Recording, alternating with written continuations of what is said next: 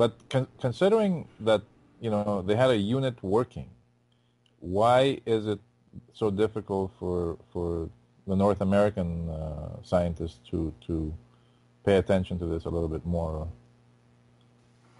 Well, Rossi's keeping it a secret. He doesn't want to send it out too far where somebody's going to take it apart and see what he has in there because he can't get a patent. He says once he gets a patent, he'll be able to send devices out because there's a lot of money involved here. Somebody finds out a secret, they change the recipe a little bit, and they claim it's theirs. It's something different. So he's playing a game now as an inventor. A lot of people that invent things at the very initial first invention don't make out. Their inventions are stolen, and somebody else takes it. I believe Samuel Morse might not have been the guy that built the first telegraph. Somebody else had 90% of it. Morris added a little bit to it, and the other guy, I don't even know his name, because that's what happened to him. He's gone. It's interesting. Okay, so are you going to be doing anything, you're going to be presenting anything, writing any papers on this? Yeah, I'll be in Washington, D.C. on March 16th at the University of Maryland. Tom Vallone, and Glenn Robertson put together a conference. It's going to be huge. There's industry leaders there, people from many fields, and I'm going to present my paper, The Control of Natural Forces, where I explain this velocity that I've seen in cold fusion experiments, and I also applied this velocity to the atom, and I show that that's the velocity of the quantum transition. And using this velocity, I'm going to redevelop quantum physics and show the energy levels of the hydrogen atom, the intensity of spectral emission, the energy and frequency of a photon, based on this cold fusion velocity. And this is different. This is new because quantum physics was based on the observation of spectral lines. We had no observables beyond that. Now we have a new one. We have this velocity that we've seen in this cold fusion and anti-gravity experiments. And incorporating that velocity into a model of quantum physics provides quite a new understanding, a basic understanding that will actually change how textbooks are written. So in order for this to happen, though, it's going to require extraordinary proof. But I'm very proud to be presenting in Washington, and I hope that things go well. But what happened there is I had a paper, me and Glenn Robertson from NASA Marshall, okay, and the American Physical Society rejected all papers from this conference out of hand because somebody, we don't know who, is making an effort to shut this thing down. And that's a very sad state of affairs.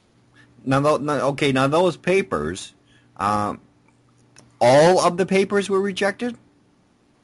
Every conference paper was rejected. To tell you the truth, there were some bad ones there, and there were some good ones there, but a conference paper is generally considered to be a lower standard than a published paper. Of course. And people come and talk about ideas. That's what a conference is for. Maybe their idea is bad, or maybe there's mostly bad, but there's one or two good points. And so we learn from talking and discussing and publishing these conference papers. And every paper has been shut down, and nobody knows quite why. If you were to take a guess, why would you say that happened? Well, if they look at some of the people there that are on the extreme, I would say their papers aren't that good. But there are some people there that are doing quite good work. One guy was talking about an ion thruster for an engine, and he was from the University of Auburn last time. Professor Miley was there talking about a fusion-powered rocket ship. And he's a very competent individual. So these kind of papers are also being blocked. And sadly to say, my work has appeared in Infinite Energy magazine, on the internet, but the peer-reviewed journals are very reluctant to look in the direction that I'm going. And so it's really holding back this technology for a number of years. And unless Rossi comes through with a clear demonstration, it's going to continue to be the case. Tell us more about Miley's work. George Miley. Yeah. George Miley he was the editor for the American Nuclear Society. He's a nuclear physicist at the University of Illinois, professor. He's consulted. He's one of these guys that you consult when you're going to build something very nuclear, a power plant. And he replicated Patterson's work. He got some energy, 50 milliwatts. But he also got transmutations in heavy elements, which shouldn't occur at all, and it's really an unbelievable result. But what he produced in his cell was tritium, which is an element that's not natural. It's a radioactive isotope of hydrogen. And he also got elements with unnatural isotopic compositions. I mean, the nucleus had extra neutrons that they don't find in nature. And so these elements are definitely a result of some kind of nuclear reaction and not the result of some kind of contamination or instrument error, because they're not found naturally. And these things were produced in Patterson's cell, and Miley presented it, but it really didn't attract the public notice that it should have.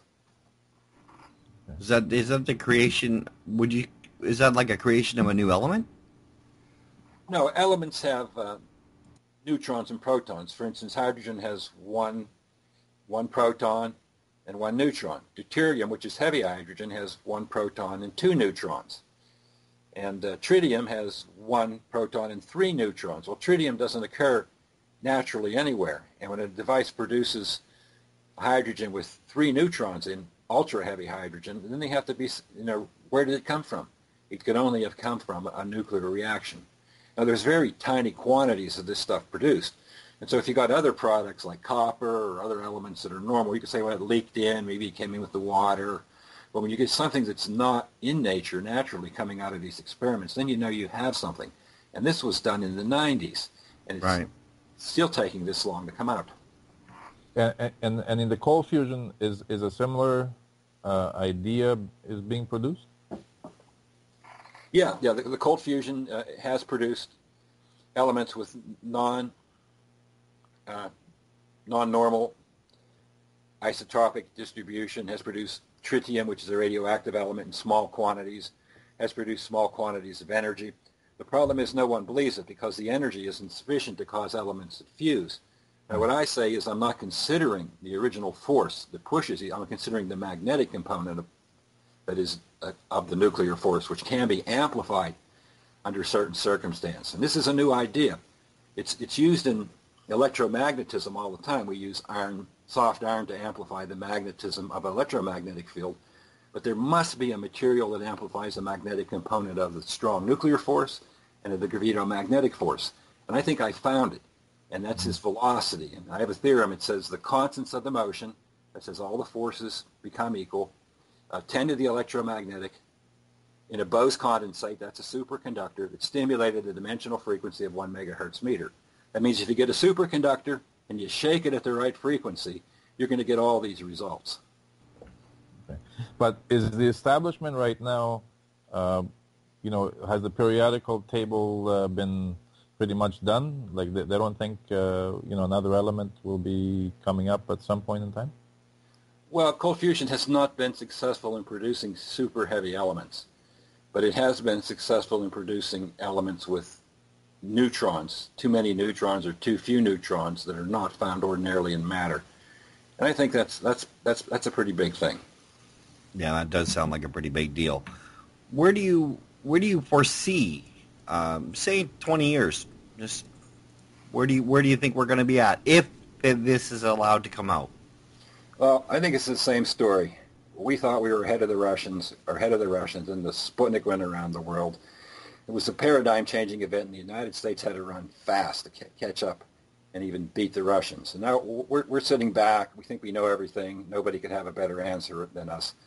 When Rossi's device becomes commercial, it's going to hit us like the Sputnik, and we're going to have to run very, very fast. And it's going to have to open up our minds to new ideas. How could nuclear reactions be occurring at low energies, especially ones involving heavy elements? There's going to have to be a fundamental reassessment of what's going on. And I think I have laid the groundwork for this in my papers, at least I hope I did. And I think what's going to emerge is we're going to learn how to control all the natural forces. Most of our technology today is involved in the control of electromagnetism. It has the right range and strength. So your speaker's vibrating, it has a magnet, an electromagnet in it where you can hear me. But we can't control gravity because all you can do is fall down. But we're going to learn how to control gravity the same way we control electromagnetism and the strong nuclear force to get it to do what we want. And that'll be 3 times the technology. I think this is where this is going to end up. But I don't know how long it's going to take us to get there. Right. So if we were to encapsulate this into the future of humanity, this could go a long way when it comes to space travel, all kinds of things. This could push humans out into space more so than we've been. Well, we're in deep trouble now. Let's say like Saudi Arabia had a population of about 8 million in the 20s. Now they have a population equal to the population of Spain and increasing rapidly. And they don't have water, they don't have crops, and unless we get new technology to support the number of people on this planet in a clean way that doesn't damage the environment, we're in trouble. But these technologies will take us there. Will take us off the Earth. We'll become children of the universe. We have a lot of places and a lot of things to do, and I think a very productive and bright future for the people of the Earth, not the dismal one that we hear in the news media. Yeah, you do see a lot of doom and gloom and strife in the media and in the Hollywood and TV shows, and it always comes to a bad end. We're always in a bad end, the end of the world, and then a few humans that are left get to go on. I don't accept that paradigm. The paradigm I see is of a planetary evolution. Planetary evolution, you have to eventually get to space. Has to happen. Yes. It's got to happen. I mean, where are you going to go? But has the idea changed, over the last 20, 30 years of the linear travel that, it's been going on for, all these years? Well, I don't know where we're going to get to, but with initial forays off the planet will be to the asteroids to mine them. Certainly, if we require nickel for our cold fusion cell, that'll be one of the first things we'll do. We can mine the moon for helium-3. That'll be a useful product. Right. We can get to Mars, do some things there. I'm looking forward to all this stuff when we have a new source of energy and propulsion. Now, the stars are a long ways off, and I'm sure we're going to get there, but I can't quite see that far. My vision doesn't extend that far. All I can see is the next step. But I'm quite sure that once the next step is made, that there will be others to follow. I agree completely. Okay, well, I'm glad we got a chance to talk to you. Is there anything else you'd like to cover while you have the time? Yes, anybody that's interested in my work can go to the General Journal of Physics and look up my paper, The Control of the Natural Forces, and that gives the mathematical formulations that relate cold fusion, anti-gravity, and atomic spectra, all in one concise, about a 10-page paper. So that's what I have to contribute. Okay, and again, where will you be speaking? I'll be speaking at the International Space and Propulsion Forum at the University of Maryland, which extends from the 14th through the 18th of March, and I'm very excited about it. Okay, that sounds good. And do you have a website? Yes, I'm all over the web. The Alien Scientist did some really good videos on me. Yep. I have a website called 0 Point Technologies. If you put my name in, Frank Znidarsic, you'll find hundreds of links to papers, other publications, comments about my work. Most of these comments have become from the popular media or from media that aren't established. I'm having trouble making a beachhead in the peer-reviewed process because anything that mentions cold fusion or gravitational modification is immediately rejected, not even read. And as a matter of fact, I hope that this peer-reviewed process becomes obsolete throughout this process. So you run into that personally. You personally run into the fact of things being ignored and pushed off to the side and not even considered. Oh yes, Professor Miley's papers have been rejected. There's been many groups that have papers. Even the Naval Weapons Lab, SPAWAR, has results, and that's the Navy. And there's those people are all PhDs. They have trouble getting their papers out. They have to get them published in Europe because they won't be accepted here in the U.S. That's a sad state of affairs. That is a sad state of affairs. Absolutely, I agree 100%. It doesn't really speak well to science, does it? Or the current paradigm that science is in. Yes. And if you look at what the president says, we're going to have windmills, we're going to have biomass. These things will work, but they're going to work at a very high cost, and our standard of living is going to be reduced. And the people that are going to be hurt the worst are the ones closest to the bottom of the ladder. They'll fall off. They won't be able to buy a new car or maintain their car and get to work. The middle class will be pushed down. The people at the top, the rich people, will be fine because they'll have enough money. But if you Right. get a new source of energy, it'll be the United States in the 50s. Every year, bigger and better. You hope to do better than your parents, and your kids will even do better yet. I think that's where we're going. Mm. I think that's where we're going to. Tom? Yeah. Are any of these applications that could be put towards, fueling the car market and that sort of thing, or is it specifically only for No, it would have to be a pretty small unit. small unit? Yeah, it would have to be a pretty small unit per vehicle, wouldn't it? Yeah, well, I think it's kind of like a steam engine. The first units will be cumbersome, will be stationary engines. As they get them lighter and more efficient, they'll appear in automobiles, and as they produce more energy with less weight, the last place they'll be is in airplanes and jets, and finally they'll move into space. Right, and then well, hopefully that can happen. I mean, God knows gas prices are insane now. I feel like I'm being raped every time I pull up to a gas station. It's That's because you are being raped. Oh, it's And horrible. it's all intentional. Yes, I wish I could send you a bill too. Yeah. Well, you guys don't pay as much as we do. Yeah, we pay more in Canada. I mean, our it's $1.20 a liter today. 23 to be exact. Yeah, $1.23 a liter. Wow. Yeah, it's That's insane. like about double the price of you guys. Yes. Well, I hope to see the beginning of the end of this by the end of this year. I don't know about that because I mean the thing is that they're always looking for a reason to jack up the prices, and it doesn't have to be a valid reason. I mean it's not like they don't have reserves. I mean they have more reserves than for the next 10 years.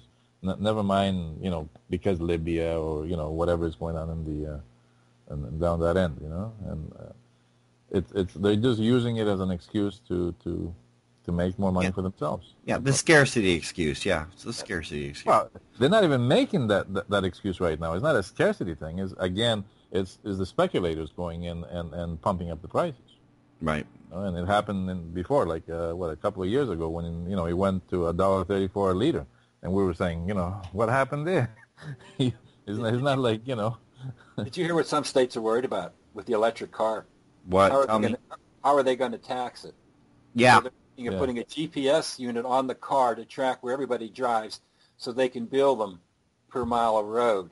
We don't even have any electric cars on the road yet, and they're already considering how to tax them. Yeah, that's it's right. ridiculous. That's right. So they're always going to try to find a way to make money out of it. I mean, Right. Regardless of what technology we're going to come up with, we're always going to be shafted in some way or the other. Well, I mean, it's the J.P. Morgans of the world. If I can't put a meter on it, it ain't going to happen. And they have more control than you do, in the political sphere of things because money talks and, the politicians listen. So Industries are too large, and if they're going to lose, they're not going to go for it. Nah. They're gonna, Why would they want to affect their profit margin? exactly. Why would they want to do that? I don't know. But I think a paradigm shift does have to happen. I don't know how it can happen. I'd like to run into somebody who can map that all out, how that can happen, a paradigm shift. What do you think, Frank? Is it going to happen? Oh, yes. I'm a child of the energy crisis in the 70s, and that's when I started working on this. And at that time, it was king coal. We were going to go to coal because that was our resource. We were going to get away from imported oil. And now we're getting away from coal. President Obama doesn't like coal because it produces greenhouse gases. Capturing these gases and pumping them underground is extraordinarily expensive. Getting out the other pollutants in coal, the sulfur and the mercury and everything else that's in it, including in the ashes, is really driving up the cost of coal-fired generation. So coal doesn't appear like it's going to be the king and save us. And we don't have enough oil in the United States. And we found some natural gas in the Marcellus Shale in Pennsylvania, but they're going to probably use those in utilities as they get away from coal. So it isn't the answer. But I believe this cold fusion thing is going to be a fundamental change, paradigm-changing thing that's going to change the energy production industry, just like the transistors, the invention of the transistors changed electronics. It's going to take a couple of years to unfold, but it's going to be very interesting. And fortunes are going to be made. So if you watch these companies and see which one has the right technology, it might be a good time to invest. Rossi's company is Deflect Kalon Technology. It's still a privately held company, and I don't know if I want to invest in it. I have to see a little more. But I'm keeping my eyes open because there's going to be new Microsoft born rather shortly. Yeah, absolutely. I mean, if they can get to that point and they open it up, it might be definitely a good investment. They just have to get by the pit bulls that are guarding the energy industry. You know, and they've had a lot of time to get very big and lots of muscles. So, but I could see why though the smaller countries like Greece or are sort of taking on this sort of approach because they have a lot more to gain, whereas the larger countries, they there's so many big companies there that are in the energy fields that they will reject that for sure. Well, I think they're eventually not going to have a choice, don't you, Frank? I mean, it's like you said with Sputnik. Exactly. They're eventually not going to have a choice. I think it's going to hit us on the head like a brick. Yeah. And I went with Professor Miley to the Wright-Patterson Air Force Base, and he gave a dog and pony show. And I noticed that from Italy there was people coming from the Italian Atomic Energy, the official agency from Italy. So Italy has had a very open mind in promoting this kind of energy. Whereas in the United States, if you think you're going that way, it's a career killer. But Miley managed to survive because he's an older guy and has his tenure. He'd have been a young professor. He'd have been in trouble, too. Right, yeah, I've heard that you can run into trouble if you're not tenured. Okay, well, I think we've covered everything that we need to cover, unless you can think of something else. I think if you got the scope of it, anybody wants to get into the math, read my papers, and just watch the news media. It's going to be one exciting trip. That's right. And I will have a link to your website. I will have a link to your papers. And I'll also have a link to a couple of YouTube videos that are showing what's going on with Rossi. Excellent. Excellent. On our upcoming and past guest section.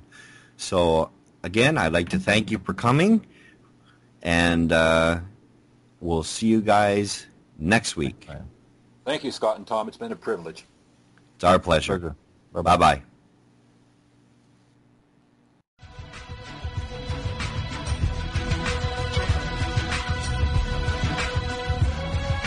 This is Spectrum. Alternative medicine, homeopathy, secret society, hypnosis, the paranormal, alternative energy, UFO, abduction, the weird, the wild, and the wonderful. With your hosts, Tom Theophanis and Scott Jordan.